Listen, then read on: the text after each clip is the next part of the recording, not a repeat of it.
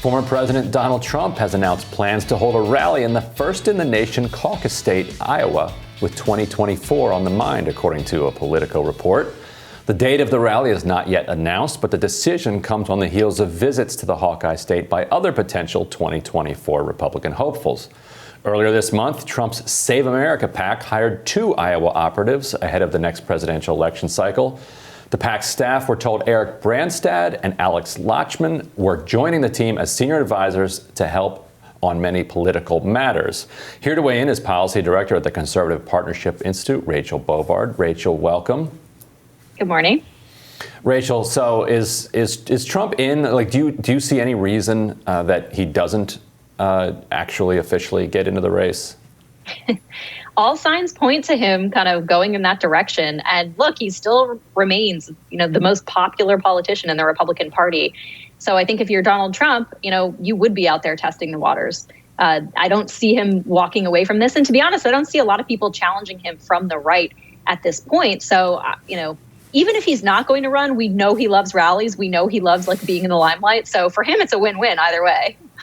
Well, so that's my question, it's such a lose Rachel. For us. Go ahead. That's my question, Rachel. How much does he, floating that he's going to run, considering it, block out others from getting in the field? Do you see many other prominent Republicans actually, pursuing it if he ends up announcing that he's running? Yeah, that's I think the tough thing for these other campaigns. If I were these other, sort of nascent presidential campaigns, I'd be tearing my hair out because, you don't know what's going to happen. And you don't want to be seen, I think, at this moment. It's a political calculation for them. They do not want to be seen, opposing Donald Trump or trying to get out ahead of Donald Trump. There are still, I think, at this moment, political costs to doing that on the right. So I think a lot of them are just sort of in this stasis, like, will he, won't he, trying to do what they can in the meantime. But of course, if Trump decides to put his hat in the ring, I do think, that will stifle some other candidates from running or shut down some of those campaigns, though I suspect they'll, some will still run. But of course, I think it's putting a block on some other candidates from moving forward. I'm just so nervous about this for the health of the nation. And the reason I say that, not because, Trump is, it's just that the hatred that was directed towards Trump during those 4, maybe 5 years and longer, we're seeing that hatred for him and that direction at him, which, many times was founded, ended up getting, I feel, once he was no longer in office, sort of directed now towards this pandemic. And now it's, it's like anybody, it's like the energy of that hatred didn't go away. I hoped it would. It didn't seem to, and it instead just was redirected. So I'm worried that if Trump runs again, suddenly that hatred comes back, and then it just dissolves us even more. We're already seeing so much community erosion. Families are broken up now because some are Republican, some are Democrat. I mean, I just don't know how much worse we could get. And I just worry that he's going to reel us more in that direction. If you understand what I'm saying, Rachel, does that make sense?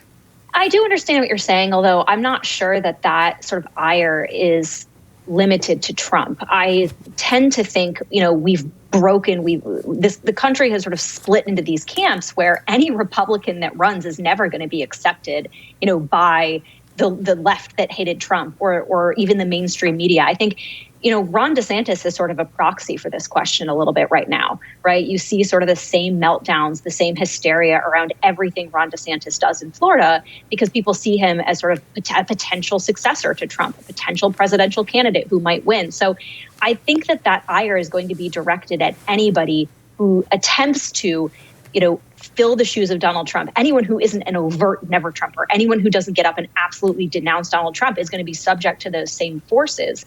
But I do think that, it's interesting to me, and I don't think that sort of the corporate press in America has grappled with this fact that despite their 4 years of hysteria, despite throwing everything they could at Donald Trump, he is still very popular in the Republican Party and with a lot of people in the country. And their explanation for that is that, Republicans are irredeemably racist and a bunch of bigots. And I think that just misses completely the dynamics that made him popular in the first place. And that I think, reach across both parties, to be honest. I'm not talking about the person of Donald Trump, but the dynamics that I think he represented about this idea that the institutions ruling our country are corrupt, that old orthodoxies around corporatism and trade need to be rethought, that all these governing factors have to be reviewed and renewed. And that, I think, is what's really driving the popularity of Donald Trump, is that people still see him, rightly or wrongly, as the only person who will go in and flip enough tables to change that.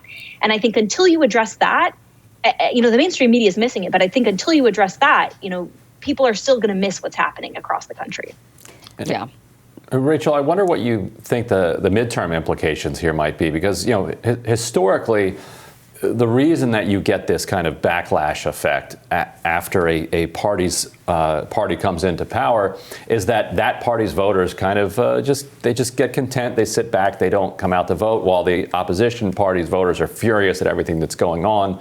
So they come out and they register their objection to the party in power. It's not exactly that people change their minds. It's that who comes out changes.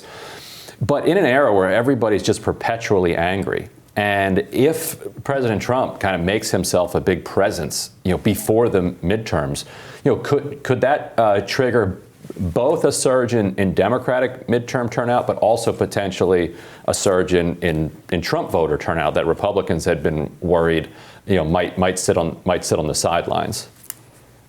Yeah, I think if we know anything about Donald Trump, it's that he's incredibly polarizing to both sides.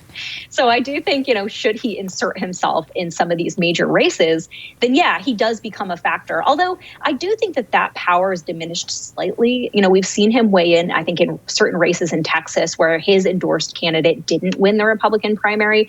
So I think it just depends how much muscle he actually flexes. And to be honest, so many of these races, there's a lot of national trends and dynamics, but a lot of these races still remain locally driven. And so if he's not responding, I think, to some specific local factors in those races, he's not as powerful as I think, the left and some people on the right presume him to be in these races.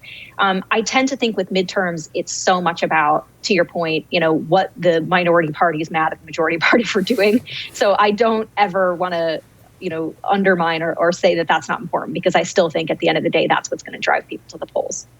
And final question, Rachel, you're someone who has their ear on the, ear to the ground of the conservative movement. What do you make of the rise of DeSantis? And do you think he's somebody who could potentially garner more support than a Donald Trump? It's an interesting question.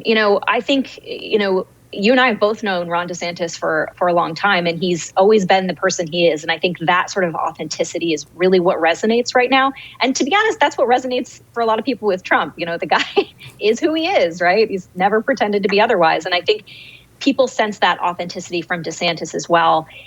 I think from the perspective of the right, he has been unbowed in a lot of really difficult situations in Florida, and people really respect him for that. So, I don't know what it would look like of a head-to-head match, DeSantis and Trump, but I do think he's someone that can have a national presence in Republican politics and will. And he's done a lot of spade work, I think, in Florida to put him in that position. Well, Rachel, thank you so much for joining us. Thanks, guys. Thanks, Rachel. And we'll have more Rising for you right after this.